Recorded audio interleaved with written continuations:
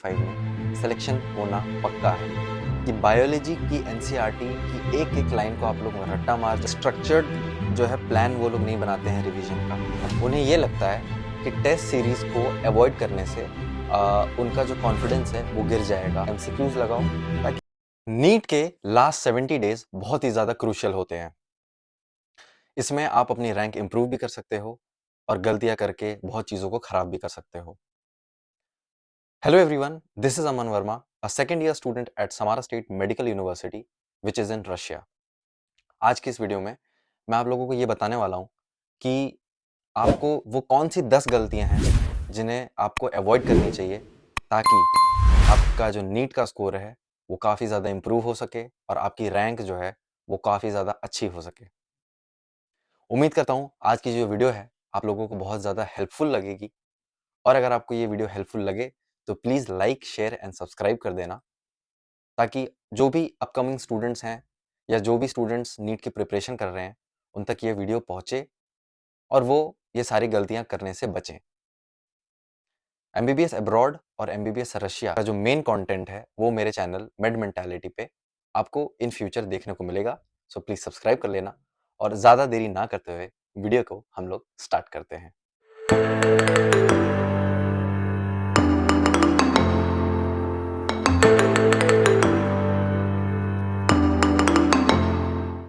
Mistake number 1, new modules और new study material को पढ़ना। दोस्तों, अगर आप अपनी नीट की प्रिपरेशन कर रहे हो और लास्ट का जो ये क्रूशियल फेज है आपका, जो लास्ट के आपके ये 100 डेज, 70 डेज, 60 डेज, 50 डेज जो बचे हैं, अगर आप इसमें new coaching materials, new study materials अगर आप यूज करोगे ना, तो इससे ये बस आपका ये चीज एक है कि आपको कंफ्यूजन बढ़ाएगा। आपके मन में सिर्फ डाउट्स और कंफ्यूजन्स आएंगे। इसीलिए अभी तक आपने जो भी चीज पढ़ी है, आप उस चीजों को रिवाइज करो। सोल्यूशन यही रहेगा कि आप अपने एनसीईआरटी को पढ़ो और अपने हैंड रिटन नोट्स को रिवाइज करो। मिस्टेक नंबर 2, एनसीईआरटी बुक्स को इग्नोर कर देना।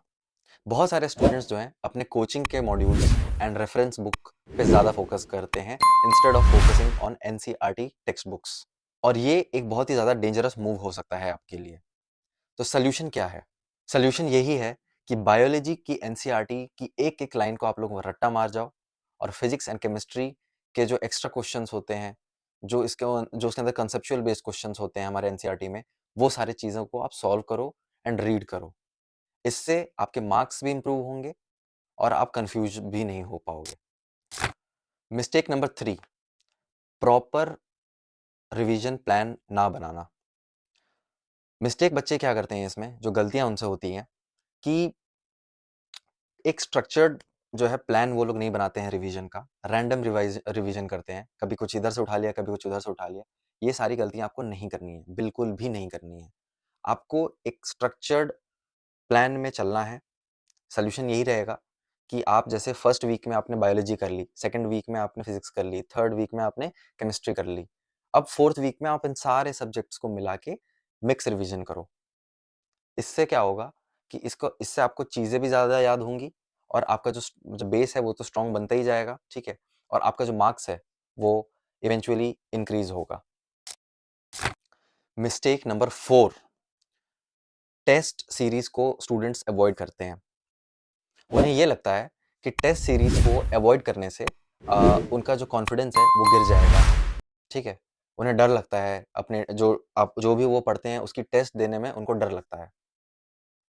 जब तक आप टेस्ट नहीं दोगे, आपको पता ही नहीं चलेगा कि आपकी रियल प्रिपरेशन क्या है, आप कितने पानी में हो, आपको ये चीज़ पता ही नहीं चलेगी। तो इसका सॉल्यूशन क्या है?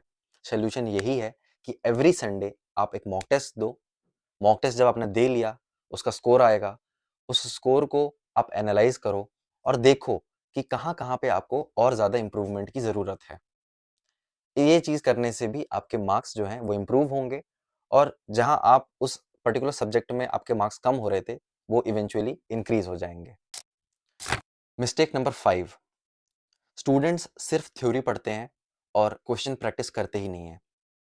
मिस्टेक उनसे ये होती है कि सबसे पहली बात, जो नीट एग्जामिनेशन है वो एक एमसीक्यू बेस्ड एग्जामिनेशन है। सिर्फ थ्योरी से काम नहीं चलता, आपको जो है क्वेश्चन प्रैक्टिस करना ही पड़ेगा इसमें।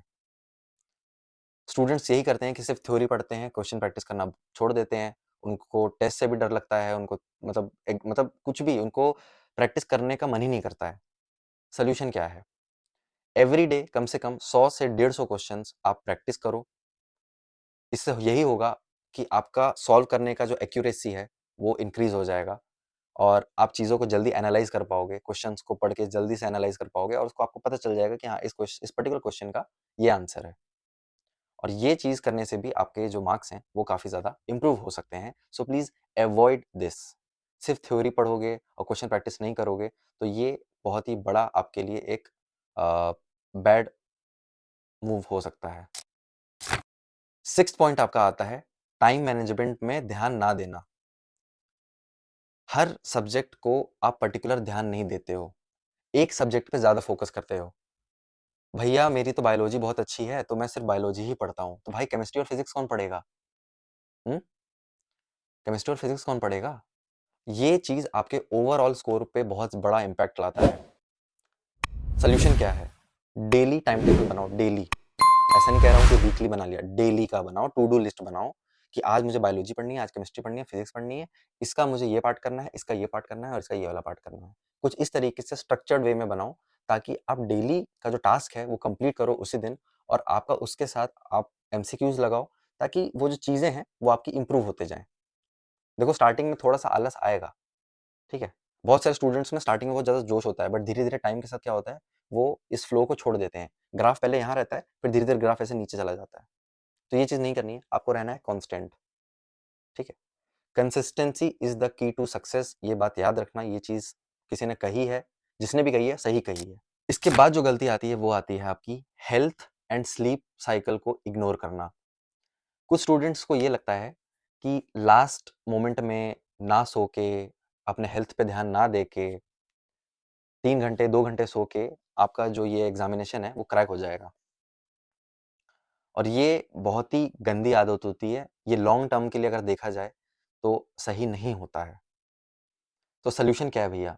अरे रोज़ 6 से 7 घंटे सो भाई, ठीक है? 6 टू 7 आवर्स की स्लीप लो अच्छे से, ताकि आपका जो दिमाग है ना, वो अच्छे से काम कर सके। अगर आपका स्लीप साइकिल ही बेकार हो जाएगा, अगर आप कम सोओगे, अपने दिमाग को प्रॉपर रेस्ट नहीं दोगे, तो चीज़ें आपको याद कैसे होगी? सो प्लीज़ सो मस्त आराम से, ज़्यादा एग्जाम का टेंशन नहीं लेना होता है, ठीक है? जिस टाइम आप पढ़ रहे हो उस टाइम आप पढ़ो, जिस टाइम सोना है उस दिन आराम से सो, ठीक है?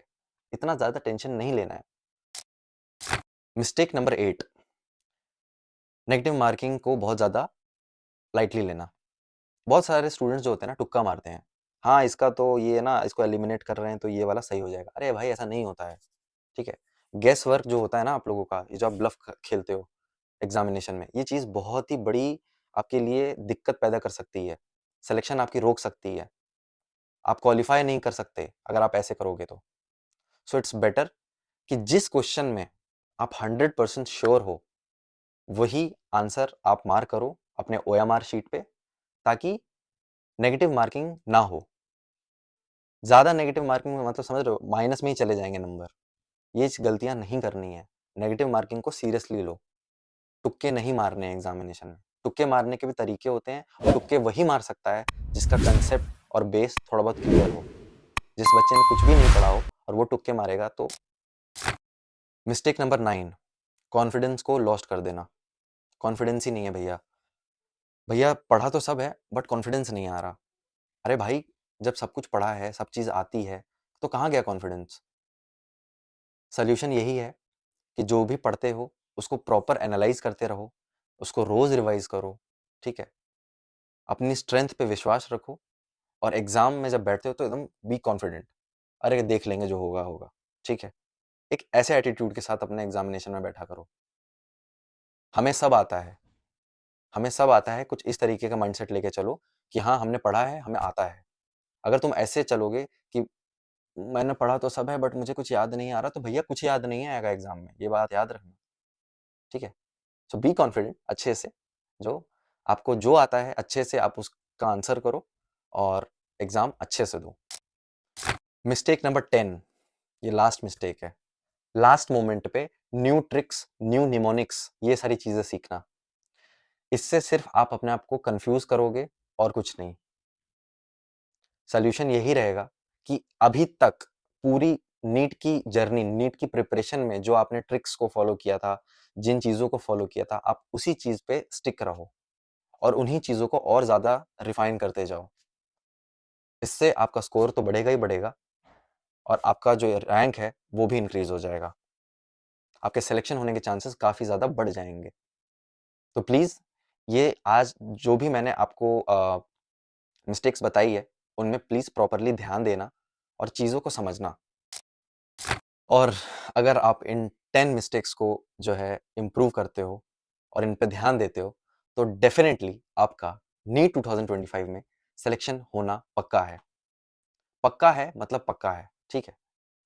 अभी के लास्ट के 70 डेज़ आपके बचे हैं, ठीक है? प्रिपरेशन अपनी जितनी भी है, उसमें पूरी जी जान लगा दो। जो कर सकते हो, वो करो, ठीक है? बट ये जो मैंने मिस्टेक्स बताई है, इस पे प्लीज़ ध्यान रखना और उम्मीद करता हूँ कि आप सभी का सिलेक्शन हो जाए। और अगर आज की ये जो वीडियो है अगर आपको हेल्पफुल लगी हो तो please like, share and subscribe कर देना गाइस। ऐसे ही हेल्पफुल वीडियोस और एमबीबीएस अब्रॉड से रिलेटेड वीडियोस इन फ्यूचर आपको देखने को मिलेगी। मिलते हैं नेक्स्ट वीडियो में। Till then study hard and selection होगा गाइस आप लोगों का, कोई बात नहीं, होने वाला सिलेक्शन है आपका, ठीक है? Don't be nervous, just study hard.